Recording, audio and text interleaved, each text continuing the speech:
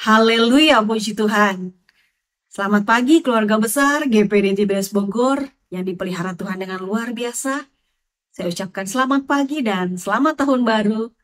Bagi yang belum, saya ucapkan selamat tahun baru. Karena saya baru lagi di tahun baru ini masuk channel YouTube dalam renungan pagi ini.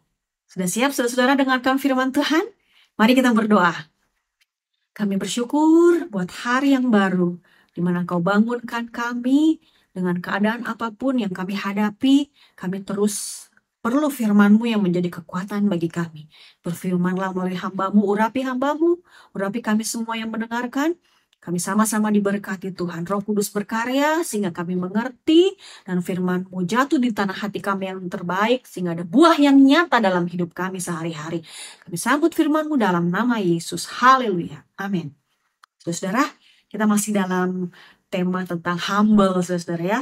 Dalam bulan Januari ini kalau saudara-saudara perhatikan, ini tentang humble, yaitu nilai-nilai dari gereja kita, values gereja kita, saudara-saudara, di mana itu ada singkatannya. Dan pada pagi hari ini bagian saya adalah mature, itu tentang kedewasaan. Tentunya dewasa rohani, dengan mengambil judul pada pagi hari ini, rohani yang terus bertumbuh. Kita baca dalam ayat pokok kita, yaitu dalam Kolose 3 ayatnya yang ke-10.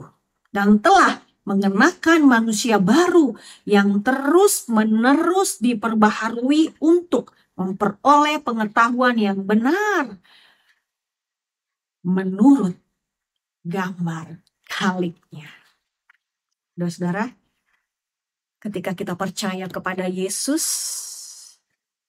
kita menjadi manusia baru. Dan Tuhan mau kita mengenakan itu. Manusia baru itu yang Tuhan sudah berikan ketika kita percaya.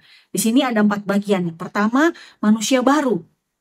Kita buka dalam 2 Korintus 5 ayat 17 ya. Dalam ayat Kolose tadi itu kan ada bagian tentang manusia baru. Ini yang pertama, manusia baru ini saya akan bacakan di dalam 2 Korintus 5 ayat ke-17. Di sini mengatakan firman Tuhan, jadi siapa yang ada di dalam Kristus, ia adalah ciptaan baru. Yang lama sudah berlalu, sesungguhnya yang baru sudah datang. Setiap orang yang percaya Yesus dan menjadi manusia baru, yang lama itu akan semakin hari semakin ditinggalkan. Ketika kita dalam Yesus, saudara ya, itu otomatis kita akan diperbaharui.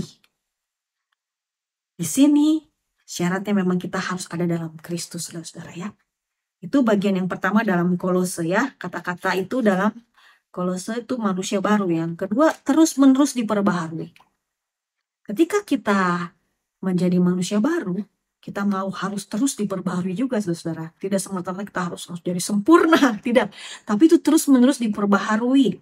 Manusia batiniah ini berbeda dengan fisik. Fisik bisa menurun. Tapi rohani bisa meningkat terus ketika kita dalam Yesus, saudara. Walaupun kita merasa semakin tua, wajah kita makin keriput, kita semakin lemah, jalan susah. Tapi rohani kita berbeda. Kalau kita dalam Kristus, itu akan terus diperbaharui, semakin dewasa, saudara. Lalu yang berikutnya, dalam pengetahuan yang benar, kita akan terus ada dalam kebenaran. Ketika kita rindu mendekat kepada Tuhan, maka kebenaran itu menjadi bagian milik kita, saudara-saudara. Melekatlah dengan firman itu. Lalu yang ketiga, menurut gambar Khaliknya. Tujuan dari kita diperbaharui, kita menjadi dewasa supaya kita menjadi seperti Yesus. Yesus mencari pasangannya, mempelai Kristus yang sepadan, saudara-saudara. Sebab itu Tuhan mau kita menjadi dewasa, menjadi serupa dengan Dia, semakin hari semakin seperti Dia, walaupun belum sempurna, saudara-saudara. Nah, saudara-saudara, ketika kita menuju kepada kedewasaan itu ada tahapnya, ya. Kita sudah lahir baru dan kita mau terus diperbaharui, itu ada tahapnya. Seringkali itu tidak menyenangkan bagi daging kita. Kita tuh sebagai anak ibaratnya. Dan Yesus sebagai Bapa kita yang terus mau mendidik kita. Kita buka dalam Ibrani 12. Ibrani 12. Di situ mengatakan, kita mulai ya dalam Ayatnya yang kelima, Ibrani 12, ayat kelima dan keenam. Dan sudah lupakah kamu akan nasihat yang berbicara kepada kamu seperti kepada anak-anak? Hai, janganlah anggap enteng didikan Tuhan, dan janganlah putus asa apabila engkau diperingatkannya. Karena Tuhan menghajar orang yang dikasihinya, dan ia menyesah orang yang diakuinya sebagai anak.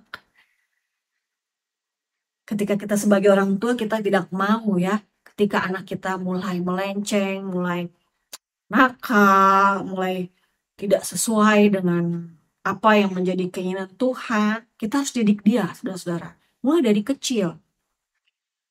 Kita tahu porsi anak kita. Oleh sebab itu Tuhan juga tahu keberadaan kita. Ketika kita cukup ditegur biasa, lalu kita sadar, Tuhan tidak akan berlanjut kepada hal yang lain, kepada yang lebih lagi, lebih menegur kita. Di sini dikatakan ya di dalam ayatnya ke-5 dan ke-6, jangan putus asa apabila engkau diperingatkannya.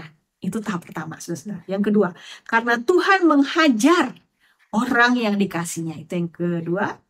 Dan ia menyesah orang yang diakuinya sebagai anak. 3 tahap, saudara ya. Pertama diperingatkan. Yang kedua dihajar. Yang ketiga disesat. Itu kalau kita tidak peka, saudara-saudara. Karena Tuhan mau supaya kita seperti ini di dalam ayatnya yang ke Ibrani 12, ayatnya yang ke-9. Selanjutnya, dari ayah kita yang sebenarnya kita beroleh ganjaran dan mereka kita hormati, kalau demikian bukankah kita harus lebih taat kepada Bapa segala roh supaya kita boleh hidup? Ayat 10. Sebab mereka mendidik kita dalam waktu yang pendek sesuai dengan apa yang mereka anggap baik. Tetapi Dia menghajar kita untuk kebaikan kita supaya kita beroleh bagian dalam kekudusannya. Ayat 11. Memang tiap-tiap ganjaran pada waktu ia diberikan tidak mendatangkan sukacita, tetapi duka cita. Tetapi kemudian ia menghasilkan buah kebenaran. Kebenaran yang memberikan damai kepada mereka yang dilatih olehnya. Tuhan melatih saudara-saudara. Supaya apa? Supaya kita beroleh bagian dalam kekudusannya. Masuk dalam kerajaan sorga. Ketika kita terus dalam proses hidup ini, banyak hal yang kita lalui saudara-saudara. Kita diuji, kita diberikan ujian, saudara-saudara ya, ganjaran supaya kita berbalik. Kalau kita salah, ketika kita salah, Tuhan perbaiki kita dengan menegur, menghajar, sampai menyesah kalau kita tidak peka, saudara-saudara. Kita harus mengerti kasih Allah luar biasa. Ada sisi kesabarannya, tetapi dia ada sisi juga mendidiknya supaya kita itu beroleh kekudusan dan beroleh kehidupan yang kekal pada akhirnya. Kalau kita tidak peka, saudara-saudara, mungkin Tuhan sudah hajar kita, tapi kita nggak peka bagaimana, saudara-saudara. Kita perlu hidup dalam Tuhan supaya kita diperbaharui dari hari ke hari. Hidup dalam Tuhan. Supaya kita mau diperbaharui, kita mau dididik Tuhan, maka kita akan terus menuju kepada kesempurnaan. Tuhan cari cara mempelai yang sepadan, saudara-saudara. Gereja Tuhan, mari kita mau lebih peka lagi, bertumbuh rohani kita menjadi semakin dewasa dalam Tuhan. Ada satu kalimat ya saudara-saudara ya, yang ditulis oleh Bruce Wilkinson. Ada kata-katanya seperti ini. Tuhan tidak pernah menerapkan metode yang membuat kita menderita jika metode yang lebih menyenangkan juga sama efektifnya. Mengerti kan saudara ya? Jadi kalau ada hal yang menyenangkan, cara didik dia kita langsung sadar, itu Tuhan tidak akan memberikan ganjaran yang lebih lagi kalau kita peka ya, kita sadar dan kita berbalik. Tapi ketika kita tidak mau menyadari, mau nggak mau Tuhan harus hajar kita, mau nggak mau Tuhan harus sesah kita, saudara. Tuhan itu sayang sama kita, Dia mau kita dewasa, ya. Seperti dalam Ibrani juga bahwa manusia yang masih belum dewasa, masih kanak-kanak bayi itu masih perlu susu, ya, hal-hal yang lembek. Tapi manusia dewasa itu manusia yang mau makanan keras ketika kita dididik.